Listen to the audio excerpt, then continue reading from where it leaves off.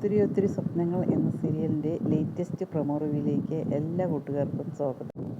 വിവേകും ധനപാലും വിമലയും കൂടി സംസാരിച്ചു കൊണ്ടിരിക്കുകയാണ് കേട്ടോ. അവർ കല്യാണത്തിൻ്റെ കാര്യങ്ങൾ തന്നെയാണ് സംസാരിച്ചു കൊണ്ടിരിക്കുന്നത്. വിവേക് പറയുന്നുണ്ട്, ഞാൻ വേറെ ഒരു ഓപ്ഷനും കൂടി വെച്ചിട്ടുണ്ട് എന്ന് പറയും.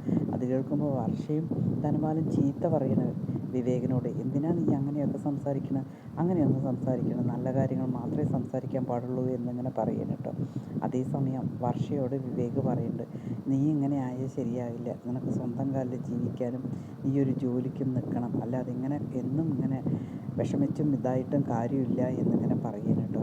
അതേ സമയത്ത് ശ്രീ ആ ഇൻവിറ്റേഷൻ ഇങ്ങനെ നോക്കണം കേട്ടോ. താൻ ഒരുപാട് കാലം ആഗ്രഹിച്ചിരുന്നതാണ്, പക്ഷേ തനിക്കത് കിട്ടിയില്ല. ആ ഇൻവിറ്റേഷനിൽ വർഷയുടെ പേര് കാണുമ്പോൾ ശ്രീക്ക് ആകെ ഭയങ്കര സങ്കടമാണ് കേട്ടോ.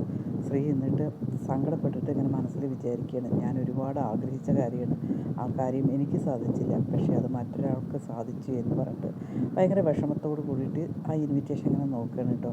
അതേസമയം വർഷം അങ്ങനെ ജോലിക്ക് പോവുകയാണ്. വർഷയുടെ മനസ്സാകെ കലങ്ങി മറിഞ്ഞിരിക്കുകയാണ് കേട്ടോ.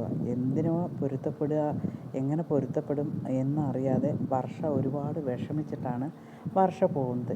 ഈ ചാനലൊന്ന് സബ്സ്ക്രൈബ് ചെയ്ത് സപ്പോർട്ട് ചെയ്യുമോ?